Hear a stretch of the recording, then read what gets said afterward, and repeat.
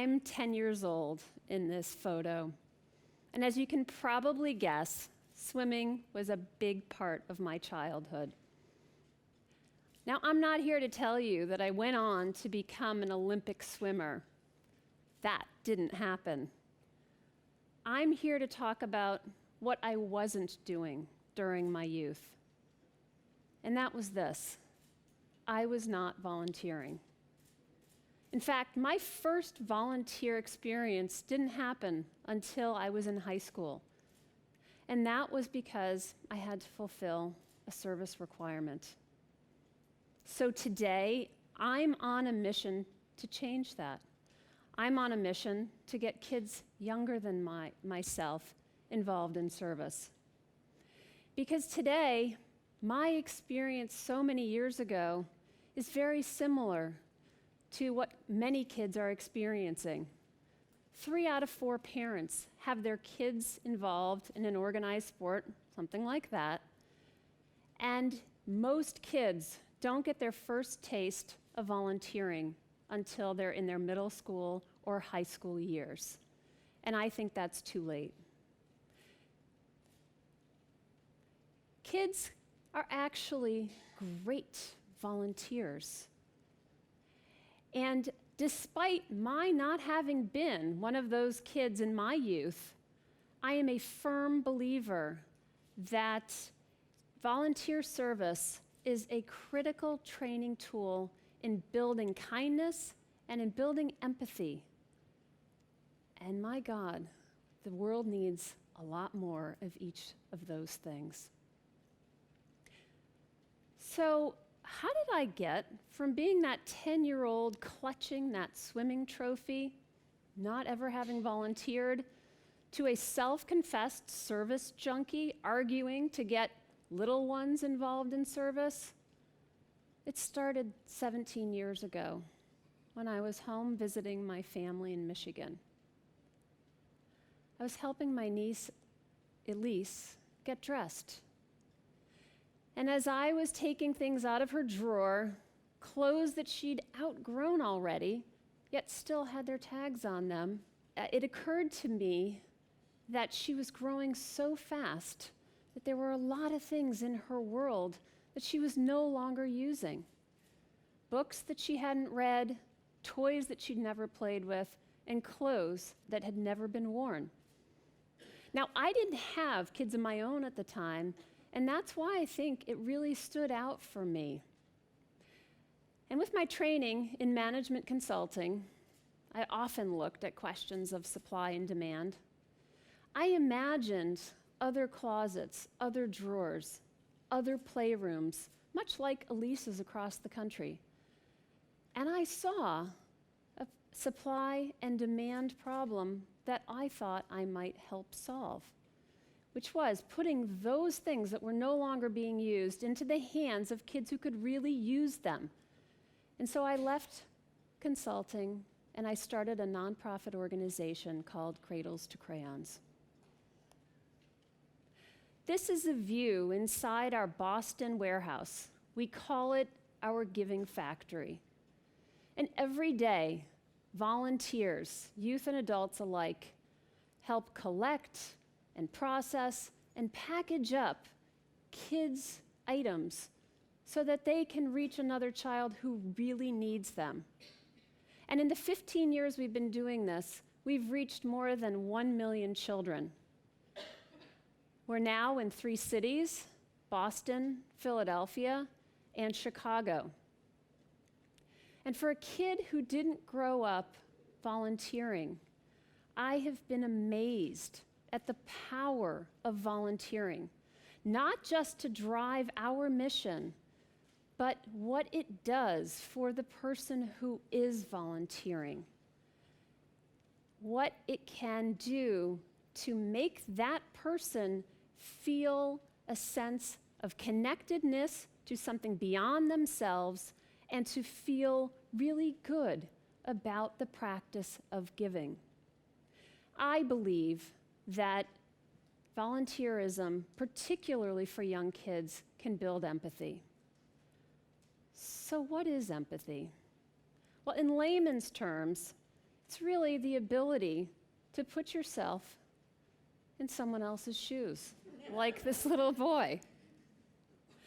To get outside of yourself and to imagine and experience what someone else is experiencing, and to feel compelled toward kindness. Now, I am not a scientist and I'm not a researcher, but there's a lot of research that's been done in this area, and what we know is that we are born with empathy. Babies will coo when they sense or see distress. And this little girl, she is comforting her baby brother because he is in pain. It makes him feel better and it makes her feel better. And so that's great. We're all hardwired for empathy. So why am I here talking about service? Well, because I think that empathy is like a muscle. And like any muscle, it needs to be flexed. Empathy needs to be nurtured, because if it is not, then it can be pushed to the side in favor of convenience or efficiency, or worse yet, cynicism. Now, the good news is that empathy can also be trained. And so there was a recent study with some medical residents where those who had received training in empathy were actually shown to have more concern and caring for their patients, which has resulted in better patient outcomes. So that's really exciting. If adults can learn empathy, what about kids? What can we do to flex their empathy muscle? Over the last 15 years, I've had the pleasure of being able to work with and observe thousands and thousands of young children who are volunteering with us. They're helping us collect donations and process them. And I have seen them make small and sometimes larger transformations. So imagine what could happen if we had more kids involved in service. Now, volunteering works well for young kids when it's intentional. And over the years, we have learned that a good volunteer experience for particularly young kids happens when it's social, when it's hands-on, and when it's familiar. Now, I want to share one quick example of a 10-year-old boy, and I'm going to call him Quinn. Quinn is on the autism spectrum, and his mom told us that he's largely nonverbal.